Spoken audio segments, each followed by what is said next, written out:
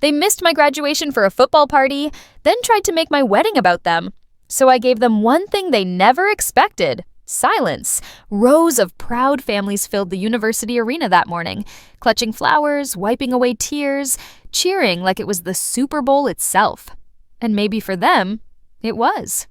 A celebration of effort, of arrival, of being seen. But for me, it was a reminder of where I stood in my own family. My name's Melanie Jane Carter. I'm 31 now.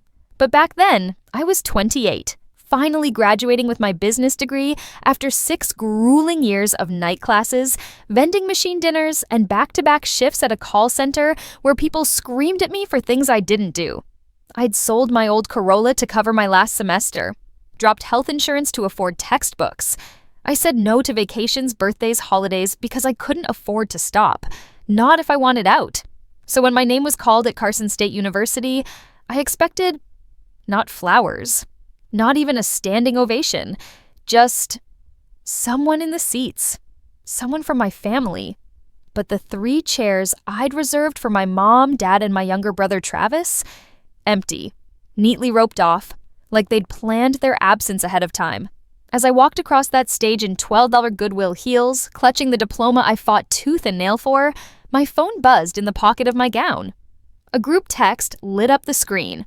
"Sorry, sweetie, Uncle Joe's Super Bowl party is today. You know we can't miss that tradition. We'll take you to lunch next week." Mom. Lunch. Next week. They missed my college graduation for buffalo wings and beer with Uncle Joe, for shouting at a TV screen while I stood alone under fluorescent lights dressed in a borrowed gown. I smiled through it, because that's what I do. I've always been the quiet one, the reliable one, the girl who doesn't make waves. But something cracked that day, quietly, cleanly, like glass under pressure. When I walked back to my seat, applause still ringing through the auditorium, I didn't feel pride. I felt empty. And for the first time, I thought, maybe they never saw me. Maybe they only saw what I could give them. And if that was true, if I was just a walking ATM or a success story they'd cash in on later, then maybe I needed to ask a different question. What do you do when the people who should cheer for you are cheering for the wrong team? I didn't know it yet, but that question would lead me to cut ties, to rebuild, to face them again, not as their daughter, but as the woman they could no longer control. And it all started with 3 empty seats. People always say they probably didn't mean to hurt you, but how many times do you have to bleed before you stop excusing the knife? A week after my graduation, I was back at my apartment, folding laundry on the couch when my phone buzzed. It was Mom. No apology, no "we're proud of you," just, "Hey, honey, your dad's a little short this month. Can you help out with the mortgage?" Not even a pause, not even, "How was the ceremony?" I didn't respond right away, but an hour later, Dad texted too. "Princess, you're good with money. Just $300 to hold us over. We'll pay you back next week." That next week never came. It never does. Over the next 2 months, I lent them over $1,500. Rent, unexpected car repair, groceries. My brother Travis borrowed another $600, said he lost his wallet before his Vegas trip. 2 days later, I saw him on Instagram popping champagne in a VIP booth with the caption, "Work hard, play harder." I wanted to believe they were just struggling, that it was temporary. But then I got an email alert from Credit Karma. "A new credit inquiry has been added to your report." Chase, Macy's, American Express, 3 applications I never submitted. My stomach dropped. At first, I thought it was a mistake. Then I called, the Chase rep confirmed it, opened under my name, using my birth date and social security number. Billing address, my parents' house. I sat there on the floor, frozen, holding my phone like it was burning through my skin. I felt stupid, ashamed, betrayed in a way I couldn't even explain. That night, I called an old friend from college, Noah Ramirez, now a financial lawyer. We hadn't spoken in years, but when I told him everything, he didn't hesitate. "Mel, this is identity theft. You need to report it, now." I hesitated. "They're my family, Noah." His voice was gentle, but firm. Family doesn't open credit cards in your name." He was right. I just didn't want him to be. That night, I lay in bed staring at the ceiling, the silence louder than any football game. I couldn't sleep. I kept replaying graduation day, the empty seats, the way they smiled in those Super Bowl pictures like they hadn't missed anything at all. Have you ever realized your family only sees you when they need something? If you have, you'll understand what I did next. I started writing everything down, every transaction, every favor, every time I said yes when I should have said no. I wasn't ready to walk away yet, but I was getting close. I used to think cutting ties with family would feel loud, like a dramatic confrontation, a slammed door, a final scream, "I don't need you anymore!" But the truth, it was quiet, almost eerily quiet. After that call with Noah, I didn't block my parents right away. I just stopped responding.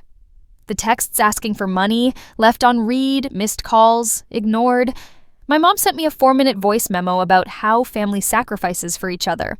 I deleted it before the 10-second mark. I changed my bank account, locked my credit file, signed up for identity protection. I slowly removed myself from anything they could reach, financially, legally, emotionally, and I didn't tell them.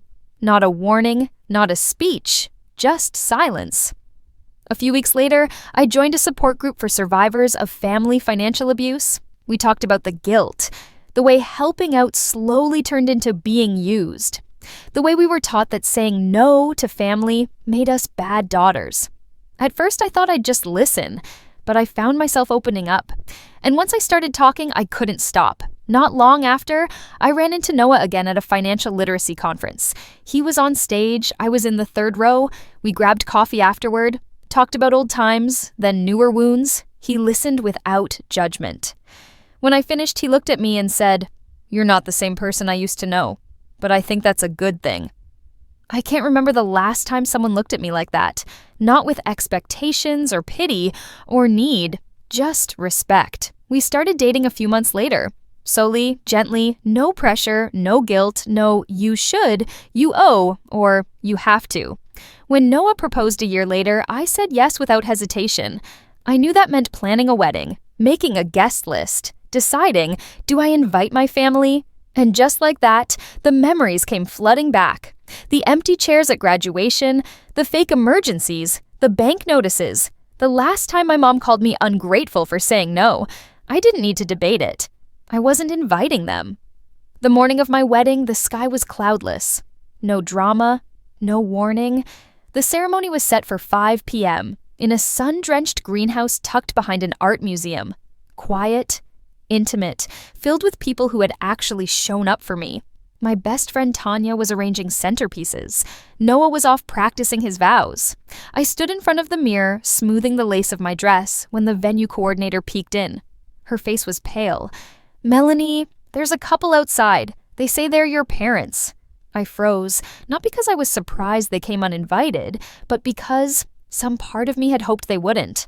Outside, Mom wore her classic pearls, the same ones she once told me I wasn't ready to inherit. Dad stood stiff in a navy suit, holding something in his hand, a microphone. Behind them, a full camera crew, tripods, lav lights, a man in a headset adjusting the frame. It hit me like ice. They weren't here to reconnect. They were here to broadcast. Before I could speak, Dad beamed at the crew. "We want to share a story of forgiveness," he said, "of a daughter coming back home." Home? I hadn't set foot in their house in 3 years. A guest tapped my shoulder. "Is this part of the wedding? The camera guy said it's a family reconciliation feature. They even bought ad space on some feel-good blog." I felt like I'd been slapped. They didn't want to be at my wedding. They wanted to own it, to spin it, use it, to turn my healing into their redemption arc. I stepped forward, heels silent on the stone path. "You need to leave," I said quietly. "This isn't your story to tell." Mom's smile faltered. "Sweetheart, don't ruin this moment. The whole family's watching. They want to see us come back together." I didn't raise my voice. I didn't cry. I simply turned to the coordinator. "Escort them out, and cancel the microphone they asked to use." They didn't scream. They didn't protest. But as they were walked away, I saw Dad tuck the mic into his coat pocket, still clinging to the performance. Back inside, Tanya took my hand. "You okay?" I nodded, but my voice shook. They came here to film closure, but I didn't write them into the ending. And with that, the doors opened. I walked down the aisle, on my own. No parents, no pretense, no borrowed legacy, just me, walking toward the life I built without them. The ceremony was perfect.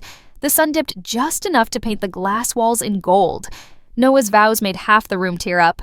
Mine made the other half laugh through tears. And when we kissed, it felt like the final door closing on a life I'd fought hard to leave behind. But peace, as I've learned, never stays quiet for long. During the reception, right after the first dance, Tanya rushed over. Her face was tight. "Mel, you need to see this." She handed me her phone. On the screen was a blog post, already getting shares. "Estranged parents reunite with daughter at her wedding. A story of forgiveness and family." There was a photo of me from earlier, walking toward the venue, unaware of the camera. I didn't know who gave them the image, but I knew who gave them the angle. The article claimed my parents had helped pay for the venue, that I had finally made peace, and that our reunion was a testament to the power of unconditional love. I nearly laughed. They didn't pay a cent. They weren't even invited. They showed up, hijacked my day, and now they were profiting off of it? But before I could react, the MC's voice boomed from the mic. "And now, a surprise toast from the bride's father." What? Heads turned. Guests whispered. A few clapped, thinking it was sweet. I stood frozen until I saw him. Dad walking toward the stage, raising a glass. "To forgiveness," he began. "To healing old wounds. To the daughter who found her way back home." The room applauded. I couldn't breathe. Until Noah stood. "She didn't come back," he said calmly. "She built her way forward." Silence fell. Then Tanya's mom stood up. "Melanie paid for this wedding herself. Every cent. She worked 3 jobs while they pretended she was fine. She didn't come from support. She came from survival."